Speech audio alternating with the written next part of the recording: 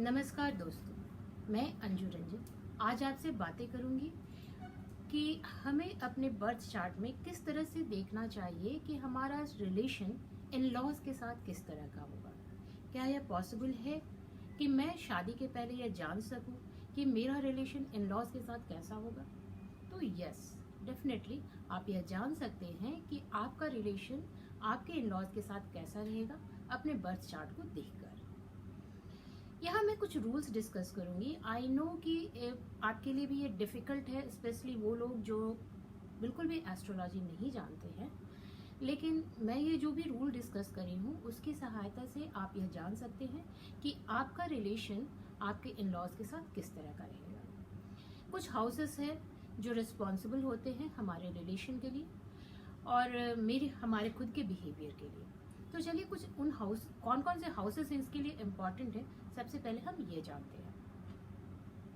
तो जो important houses हैं जो हमें इन लॉज के साथ रिलेशन के लिए देखना चाहिए वो है first house, second house, fourth house, seventh house, eighth house and 12th house.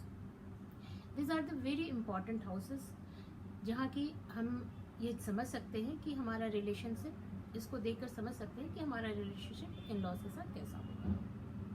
First house क्यों, हम वन बाय वन यहाँ पर डिस्कस करेंगे कि ईच हाउस का क्या रोल है आपके लाइफ में और ये किस तरह से आपके रिलेशन को इन लॉज के साथ अफेक्ट करता है। तो सबसे पहले हम यहाँ बात करते हैं फर्स्ट हाउस की। अब अगर फर्स्ट हाउस की बात की जाए तो फर्स्ट हाउस से हम सेल्फ को देखते हैं, मेरा व्यवहार कैसा होगा। अब मेरा व्यवहार चाहे जैसा भी हो, मेरे घर के लोग तो एक्सेप्ट कर लेते हैं, इसलिए क्योंकि वो जानते हैं कि मैं ऐसा ही हूँ।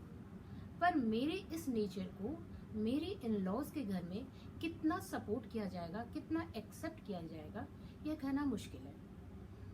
तो हमारा व्यवहार कई बार खुद ही इस बात के लिए रिस्पॉन्सिबल हो जाता है कि हमारे संबंध अपने इन लॉज के साथ अच्छे नहीं बनते हैं। अब अगर फर्स्ट हाउस में सन हो या मार्स हो तो इसको अच्छा हम नहीं मानते, क्योंकि तब आपके व्यवहार में वो उग्रता होती है, वो आप उतने सोफिस्टिकेटेड ढंग से नहीं बात करते, आप काफ़ी रफ टंग होते हैं या आप बहुत ही ब्लंटली बात करते हैं, जिसके कारण की प्रॉब्लम होती है। सेकेंड हाउस आपके परिवार का हाउस है, साथ ही साथ आप किस तरह से बातें करते हैं वो सेकेंड हाउस से हम देखते हैं। अब अगर सेकेंड हाउस में कोई इस तरह का प्लैनेट बैठा हो जिससे कि स्पेशली अगर मंगल यहाँ पर सेकंड हाउस में बैठा हो तो ये स्थिति अच्छी नहीं है, क्योंकि मंगल अगर आपके सेकंड हाउस में बैठा है तो डेफिनेटली आप बातचीत करने में बहुत ही ब्लंट है, आप बिना सोचे समझे और या दूसरों की फीलिंग्स को ध्यान में रखे हुए आप बातें करते हैं, इसके कारण आपको प्रॉब्लम होती है। तो ये आपके लिए बहुत ही समस्या का कारण बन सकता है अगर सेकेंड हाउस में आपके इस तरह के प्लैनेट हैं। अगर आपके सेकेंड हाउस में इस तरह के प्लैनेट है तो आप समझ सकते हैं कि हाँ, आपको रिलेशनशिप के एडजस्टमेंट में प्रॉब्लम होगी। अब फोर्थ हाउस हमारे घर का हाउस होता है, साथ ही साथ ये हमारी मदर का घर भी कहते हैं, माँ का सुख भी है, हम फोर्थ हाउस से देखते हैं। अब अगर फोर्थ हाउस का रिलेशन फर्स्ट हाउस से बने और उसका एस्पेक्ट सेवेंथ हाउस पे हो तो ऐसे में हम ये कह सकते हैं कि आपकी मदर का आप पर बहुत ज़्यादा इन्फ्लुएंस है। अब अगर ये सेवेंथ हाउस पर भी इसकी दृष्टि आ रही है, एस्पेक्ट आ रही है, तो उसके कारण आपकी वाइफ को भी आपकी मदर का नेचर या मदर का इन्फ्लुएंस आपकी वाइफ पर होगा, अब आप या हस्बैंड पर होगा। अब आपका स्पाउस किस तरह से इसको लेता है, इफ़ इट इज़ गुड तो ठीक है। अगर कोई सौम्य प्लैनेट वहाँ पर बैठा है अगर फोर्थ हाउस में और एस्पेक्ट भी सेवेंथ हाउस पर बन रही है इस तरह की, तो गुड। लेकिन अगर यहाँ पर कोई इस तरह का मार्स बैठा हो या सैटर्न हो तो ये स्थिति अच्छी नहीं है, क्योंकि तब यह जरूरी नहीं है कि आपका लाइफ पार्टनर आपके मदर के इंटरफेरेंस को एक्सेप्ट करेगा या टॉलरेट करेगा। कई बार हो सकता है कि आपकी मदर के कारण इस तरह के केसेस में कई बार हमें यह भी देखने को मिलता है कि मदर के कारण आपके रिलेशनशिप में, आपके और आपके स्पाउस के रिलेशनशिप में प्रॉब्लम आती है, क्योंकि उनका इंटरफेरेंस उनका इतना ज़्यादा होता है कि पार्टनर को एक्सेप्ट करने में मुश्किल होती है। तो फोर्थ हाउस में अगर सौम्य प्लैनेट बैठे हो तो ये अच्छी बात है। अगर कोई क्रूड प्लैनेट बैठा है, तो अगर इन दैट केस अगर उसका 7th हाउस पे आस्पेक्ट ना बन रहा हो तो फिर स्थिति अच्छी है, फिर उतनी प्रॉब्लम नहीं आती है। अब अगर 7th हाउस में कोई सौम्य प्लैनेट बैठा हो या उसका आपके 7th हाउस का लॉर्ड किसी सौम्य प्लैनेट के साथ कंजंक्ट करता हो, तो इन केसेस में ये देखने को मिलता है कि आपकी मदर इन लॉ आपको सपोर्ट करती है। भले ही आपके स्पाउस के साथ आपकी ना बने, लेकिन आपकी मदर इन लॉ का सपोर्ट आपको डेफिनेटली मिलता है। तो ये कहीं ना कहीं एक अच्छी सिचुएशन है कि अगर आपके 7th हाउस में कोई सौम्य प्लैनेट बैठा हो तो ये इन लॉज के साथ रिलेशनशिप के लिए काफ़ी अच्छी है। यहाँ पर अगर क्रूड प्लैनेट बैठा हो तो फिर मुश्किल है। ठीक उसी तरह से एक और रूल है, जैसे कि 7th हाउस और 1st हाउस को लेकर एक रूल है कि अगर लग्नेश का सप्तमेश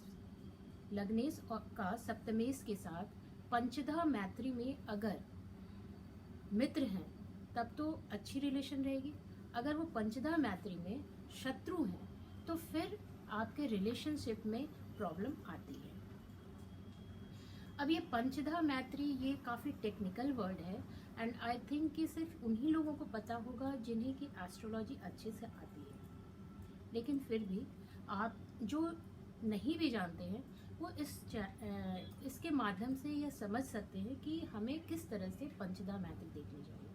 अगर मैं यहाँ पर पंचधा मैत्री को एक्सप्लेन करने जाऊँगी तो काफ़ी बड़ा हो जाएगा, तो मैं कोशिश करूँगी कि एक वीडियो में सिर्फ पंचधा मैत्री के लिए बनाऊँ, जिससे जहाँ पर आप समझ पाएंगे कि पंचधा मैत्री को हमें किस तरह से देखना चाहिए। 8th हाउस अब आपके स्पाउस का फैमिली होता है। अगर 8th हाउस में कोई साथ ही साथ 8th हाउस को हम लड़कियों के केस में मांगल्य का भाव भी कहते हैं। यहाँ से हम लड़कियों के केस में स्पेशली यह देखते हैं कि आपकी मैरिड लाइफ की लॉन्जेविटी कितनी होगी। तो यहाँ पर अगर लग्न का मित्र बैठा हो, लग्नेश जो भी आपका बन रहा है उसका मित्र राशि वहाँ पर हो या मित्र प्लैनेट हो, तो ये अच्छी पोजीशन है। अगर आपके लग्नेश का यहाँ पर कोई शत्रु प्लैनेट बैठा हो जो कि जिसके तात्कालिक मित्रता नहीं है, शत्रुता है, तो ये यहाँ पर प्रॉब्लम क्रिएट हो सकती है। आई गेस कि दोस्तों ये काफ़ी यहाँ पर मैंने टेक्निकल वर्ड यूज़ किए हैं, एस्ट्रोलॉजी के अकॉर्डिंग किए हैं, और जो लोग एस्ट्रोलॉजी नहीं जानते हैं उनके लिए थोड़ी सी प्रॉब्लम हो सकती है कि हमें इन चीज़ों को किस तरह से देखना चाहिए। लेकिन फिर भी अगर आप अपने इन लॉज के साथ रिलेशनशिप में कुछ परेशानी है या आप यह जानना चाहते हैं, अपने बच्चों की शादी कर रहे हैं और यह जानना चाहते हैं कि आपके बच्चों का इन लॉज के साथ किस तरह का रिलेशन होगा, तो आप मुझे कांटेक्ट कर सकते हैं। आप अपने बच्चे का बर्थ डिटेल मुझसे शेयर कीजिए। अगर आप अपने विषय में जानना चाहते हैं कि आपका रिलेशन किस तरह का होगा, तो आप अपना बर्थ डिटेल शेयर कीजिए और उसके बाद मैं कंप्लीट एनालिसिस करके आपको बता सकती हूँ कि आपका आपके इन लॉज के साथ किस तरह का रिलेशन होने वाला है फ्यूचर में। उम्मीद करती हूँ दोस्तों कि मेरा ये वीडियो आपको इन्फॉर्मेटिव लगा होगा, और ऐसा नहीं कि आप पहले से यह नहीं जान सकते कि आपको अपने फ्यूचर में अपने इन लॉज के साथ किस तरह का रिलेशन होने वाला है। आप ये बहुत ही अच्छे से अपने चार्ट को देखकर समझ सकते हैं कि आपका इन लॉज के साथ किस तरह का रिलेशन रहेगा। इसके साथ ही मैं ये वीडियो को यहीं पर एंड करती हूँ, और फिर हम मिलेंगे अपने किसी एक और वीडियो में जहाँ हम कुछ और भी बातें करेंगे जो मैरिज से रिलेटेड होगी, और वहाँ पर आप समझेंगे कि हमें और अपने मैरिड लाइफ के और भी जो बहुत सारे एस्पेक्ट्स हैं उनको किस तरह से खुद के चार्ट से ही आप देख सकते हैं। ये ज़रूरी नहीं कि आपको अपने स्पाउस के चार्ट को देखने की ज़रूरत है, ये आप अपने खुद के चार्ट से देखकर समझ सकते हैं कि आपका रिलेशन किस तरह का होगा, आपका रिलेशन आपकी वाइफ के साथ किस तरह का होगा, या हस्बैंड के साथ किस तरह का होगा, या आपके स्पाउस के साथ किस तरह का होगा।